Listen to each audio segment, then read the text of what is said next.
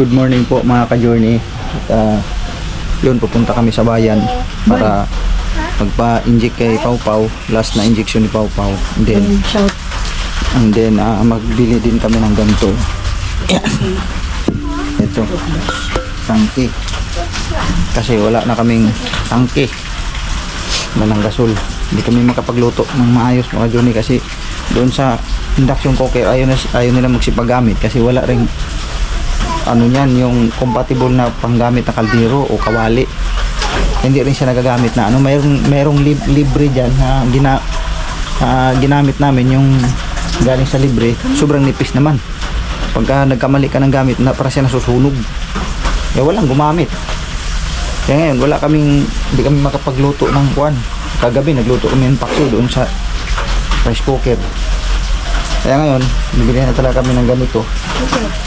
Need talaga. Dapat pala ito may extra para pagka maubusan yung mga ganitong panahon, di makapunta sa bayan, mayroong kaagad pamalit.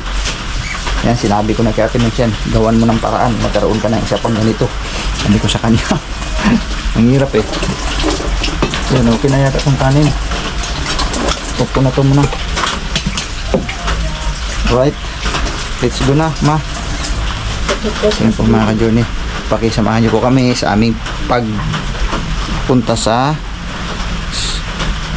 magpa-inject kay Pau Pau. Right? So try namin kung makakadaan ba kami dyan. Bahala na si Batman. Alipato.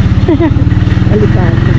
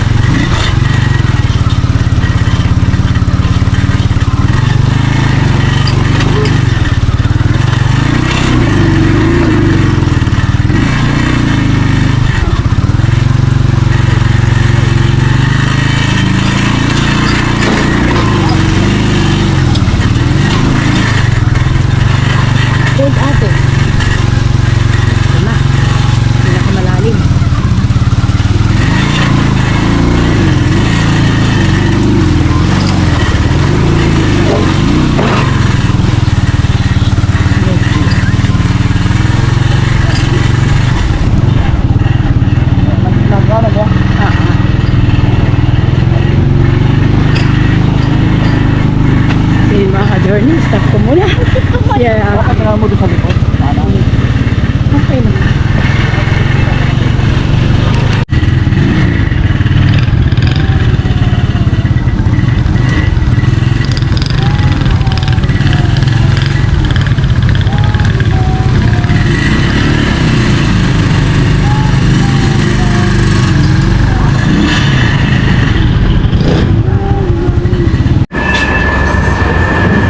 Last na injection, no, ma?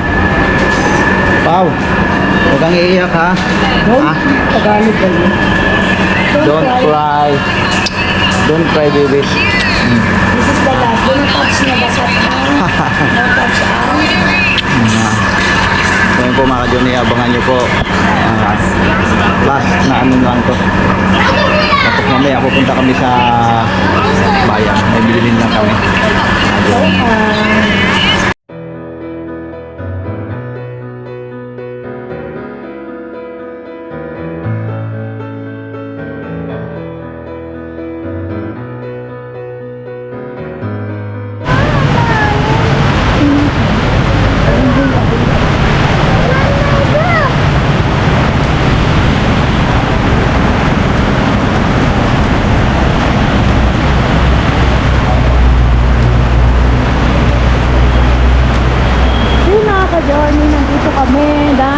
Kami ay naabutan ng malakas na ulan.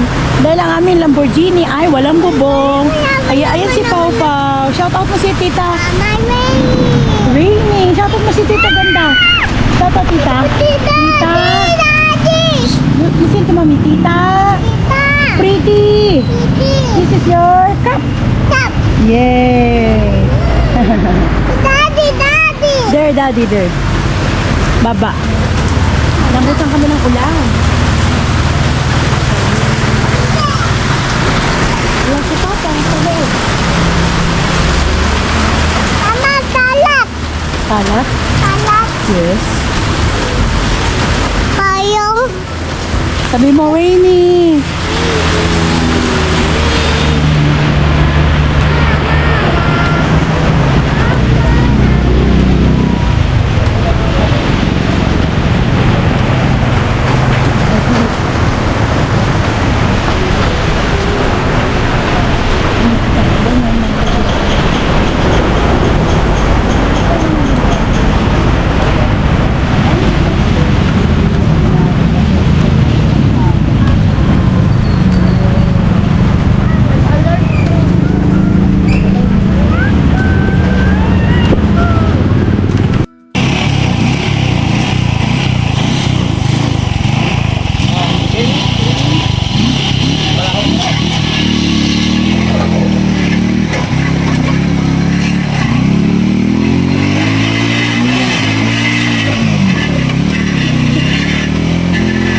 Papababa na yun pa.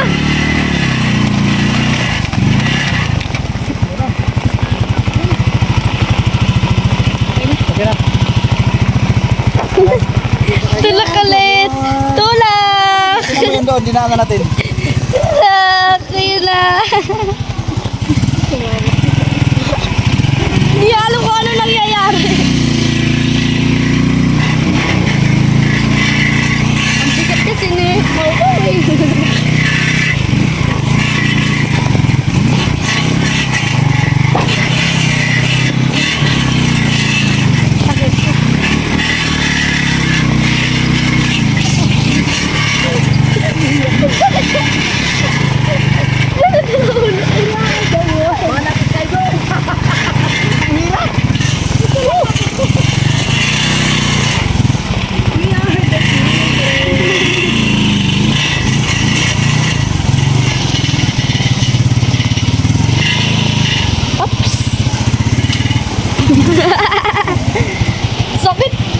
Yung likod ko tumatama. Patayin ko na to, ma. Ay, mapapatayin na ako. Ang bigat. Uy, lubat. Lubat pala. Wait lang po mga ka-journey, papapalit natin ng battery. So yun po mga ka-journey, isang mapagpalang umaga. Ano po, hindi pa ako nakaligo mga ka-journey. Ito, sisimulan kong linis-linisin itong mga ito. Sisimulan ko na po ito. Habang wala pang pang ulan kasi biglang umaraw eh. Umanda yung langit mga ka-journey. So ngayon, magwawalis ako. Sisimulan ko dito sa kabila. Walisin ko na lang muna para matanggal yung mga kalat. Kasi ang sagwa talaga eh. Kahit hindi ma-complete, hindi man lang masyadong ang importante mabos-bosan man lang.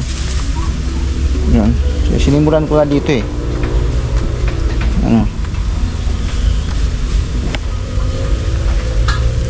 Yan. Simulan ko na dito eh. Ada na putik.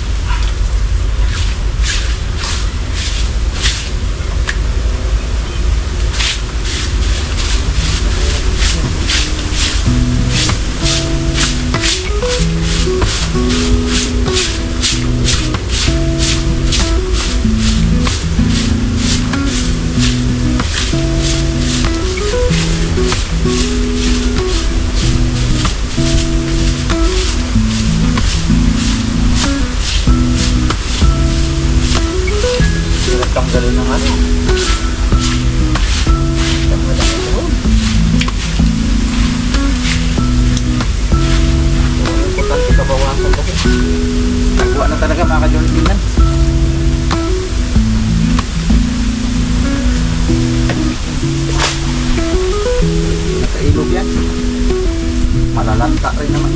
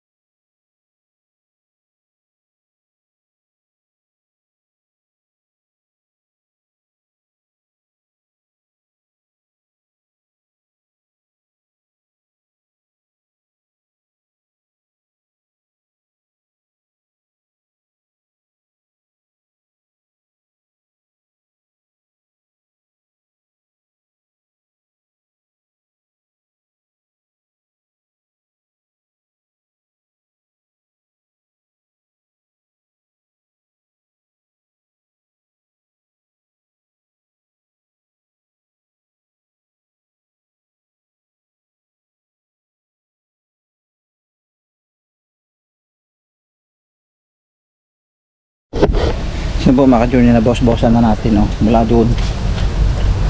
Bagaman putik pero talagang binawas-bossan ko na. Yan. Hindi man siya na ano talaga na kuha lahat kasi nang iba dyan nakadikit na sa putik, ang hirap pong walisin. So yun po. Yan. Dito na boss-bossan ko rin ng konti lang. Ang hirap kasing walisin mga ka-journey. Yan, hanggang dito yan sa may likuran. Nawalis na natin dito sa likuran, harapan pala dito. Grabe. Pa ako nakaligo, tama-tama yun din, maligo ako ngayon. So yun naubusan kasi tayo ng power ng battery. Yan. Yan yung itsura. Kahit pa paano mga ka-journey, di ba? Medyo luminis-linis ng bahagya lang kasi hindi talaga ang hirap magwalis. Sumakit na yung bewang ko, kayuyuko kasi na yung walis natin na ginagamit natin na may tangkay. Inanod pa punta ron. Pero hindi na, saan na kaya napunta yon? Ngayon yung ginamit kong walis, yung ganyan mababa. Kaya pagka nagyuko ka ng ganyan, sakit sa likod. Tapos matagal mo pang makailang walis ka bago matangay yung mga dahon kasi nga nakadikit sa putik. Kaya sabi ko tama na, dapat hanggang doon pa sana. Sa sunod naman, kahit doon, wala pa yung doon banda sa may dulo na yun At saka na yun mga ka-journey muna, at least na bawas-bawasan man lang ba yung dito mismo sa surroundings, yung paligid kahit pa paano. Kasi parang andugyot tingnan. Ayaw kong ganun. Di ko sanay sa ganyan mga ka-journey. Pag tingin mo ng paligid na sobrang ang dugyot na dugyot ang dating. Kaya kung mainit lang talaga panahon na to, alam niyo na po talaga, di ba? Malinis talaga to hanggang doon to sa dulo. Okay lang yan kahit pa paano, medyo umaliwalas-aliwalas ng bahagya. Sana nga umaraw na. Halika dito mas, dali ma. Coffee. Morning. Madulas daw. Morning, mami. Ano bang madulas ako dito? Good morning, mami. Kiss mo na ako. Kiss mo Yung naman. ilong mo may puti-puti pa. Baka sabihin, buhok na puti yan. Buhok na puti.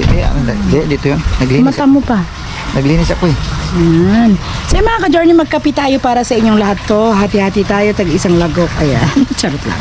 Mm. Ay, ayan na, nakita na. Nakita na yung kaputi ko mga ka-journey. Oh, Pero winarat na siya ng tadhana. yan, nalaglag doon sa kuan kasi Upa, it's hot, you know. yun ano yan eh, hinangir ko yan doon na, Madulas. na humangin, na diba, nangatumba nga yung mga saging doon. Ito pala nilipad, ngayon natangay siya, dito siya sumabit, siya ito gilid ng ano. Yan, pero ano na. Pero may punit na talaga yan. May punit na talaga yan. O nalalong lumaki ang punit nung na Ano ko? yung pinaanod siya, nahila-hila sa mga ano yan. Yan. Alright, kape tayo mga ka-journey.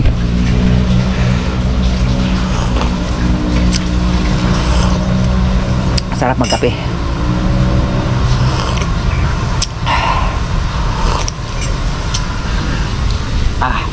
Paliit ng tubig. Medyo mababaw, ano na siya ba, yung bumaba na ng bumaba. Yan, pero kahit bumaba na yan mga ka-journey, kung di mo pa yan maano dyan, kung sukatin mo pa yan, lagpas pa ng tao, baka 3 tao pa ang ano yan, ang lalim yan mga ka-journey. Sobrang lalim po kasi talaga yan. Malaking irrigation din kasi ito. Kanya lang yung pagka-irrigation na ito ay hindi na talaga siya nalinis, no, kasi ay wala na, hindi na rin na sikaso rin. Pero irrigation po yan. Ang mga irrigation dito mga ka-journey, kabila doon sa kabila na yon, yung pinuntahan namin ni Kuya Mando nung dati, nung naglagay kami ng ano doon, may naglagay siya ng hose, yung may hila-hila siyang hose, yon irrigation din yon. Yung pag ano naman sa punta sa bahay niya, irrigation din yon. Yung sa likod pa nito, may malaki doon nga, mayroon pang ano eh, mayroon pang yung sa flood control, yung ano bang tawag yan, parang seawall, doon sa kabila, ang laki yung ilog doon. Doon naman sa tabing highway, mayroon din doon. Etong lugar na to, napalibutan ng mga ganito, napalibutan siya ng mga ganito. Sobrang dami, kasi palibasa nga, puro palayan ang karamihan dito, kaya ganyan. Kaya pag nagbaha talaga, tagos ang tubig. Siyempre, maghahanap ng mapupuntahan yan eh. Oh, yun ang nangyayari.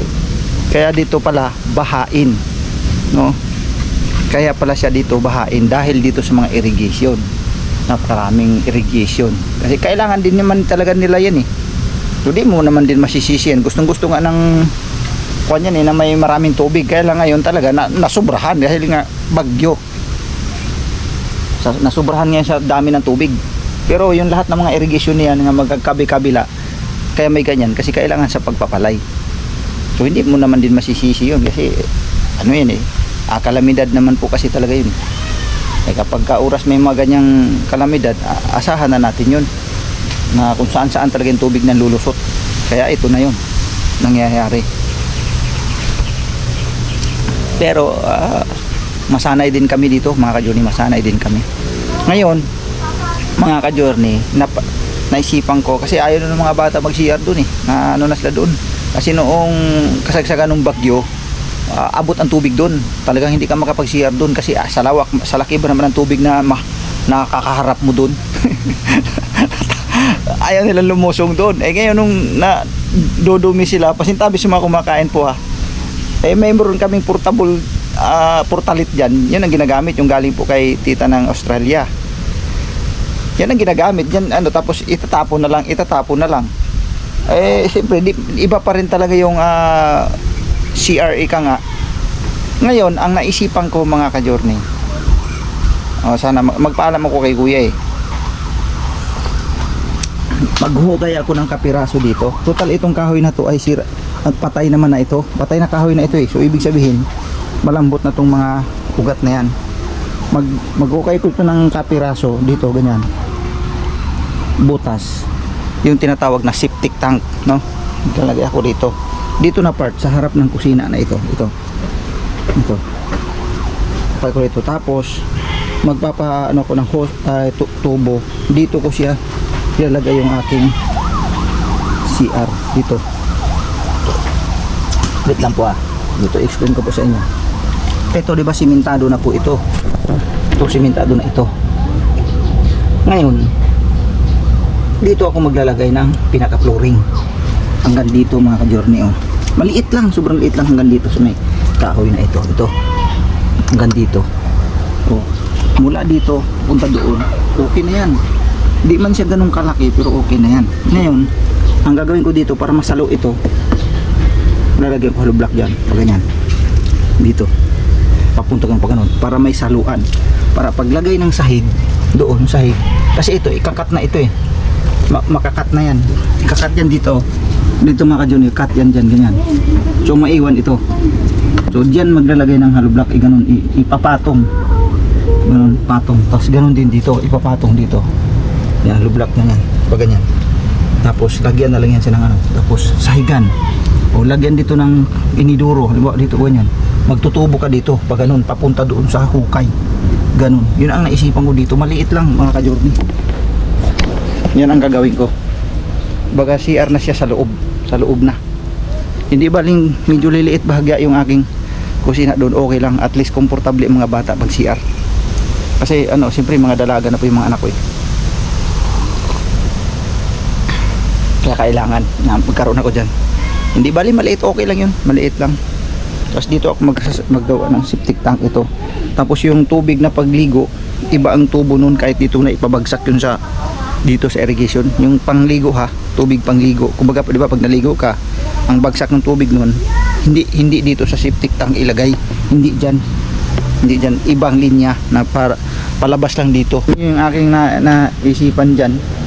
Tapos sabihin ko lang kay kuya na maglalagay ako dito ng maliit na septic tank dito na part para doon ako didikit eh. Ngayon ang gagawin ko doon, di ba may pader naman doon, may dingding doon, may dingding naman doon. Simple na lang ang gagawin ko doon mga ka-journey. Maglalagay ako dyan ng ano, maglalagay ako dyan ng either plain yero na nakapintura. Tapos kakamadahan mo na siya ng hollow block ng mga kahit mga 3 patong at saka idikit ngayon yung plain na yero, ganun, para ipakain siya doon, ganun. Alam kong diskarte na yun, alam ko ng diskarte niyan para magsisilbing harang doon sa plywood na hindi siya mababasa. Ako, kasi pupluringan din naman yun eh, tapos papatungan siya ng hollow block kasi hollow block naman mula sa baba eh, pati doon sa may gilid na yun maglalagay yun, dudugtungan yan yung hollow block na yan nandiyan sa may kusina. Tatanggalin yung kapirasong ano dyan para ipapatong sa dyan siya magsisilbing sahig yan. Hindi naman inaabot kasi yan eh, kaya pwede siya dyan ngayon ano siya ilagyan siya ng tiles para medyo ganda-ganda, komportable siyang tingnan mga ka-journey. Yun ang naisipan ko, yun ang magiging project kong number 1 ngayon ang gagawin. Ngayon pag hukay dito, kaya na namin ito, pahukay kami na lang ni Asyo. Hindi naman namin kailangan ng sobrang lalim, sakto lang mga ka-journey. So yun po yung aking magsisilbing isa pang project dito maliban dun sa yung kama namin dun. Talagang gagawin din namin yung mga ka-journey kasi at least libre naman tayo sa upa, wala namang problema eh. Masasanay na kami rito. Ayan, so mga ka-journey, at medyo mahaba na yata yung aking vlog po mga ka-journey. Maraming salamat po sa walang sawang suporta po sa inyo mga ka-journey sa aking YouTube channel, lalo na po sa mga bagong pasok at sa mga dating nanonood ngayon po ay nagbalik sila. Maraming salamat po sa inyo, malaking tulong yan sa aming YouTube channel po, lalo na sa mga pag-likes sa mga videos, pag-like, pag-share, ayun, thank you po sa inyo. So hanggang dito na lang mga ka-journey, maraming salamat. At maraming salamat muli kay tita ng Australia po sa iyong gift sa akin na gitara, ang ganda. Tapos sa lahat ng mga nag-sponsors namin po, maraming salamat po sa inyo. Alam niyo na po yun kung sino-sino po kayo nga nagpaabot sa amin ng tulong pagmamahal. God bless po sa ating lahat mga ka-journey. Hanggang dito na lang, see you next vlog mga ka-journey. Bye bye.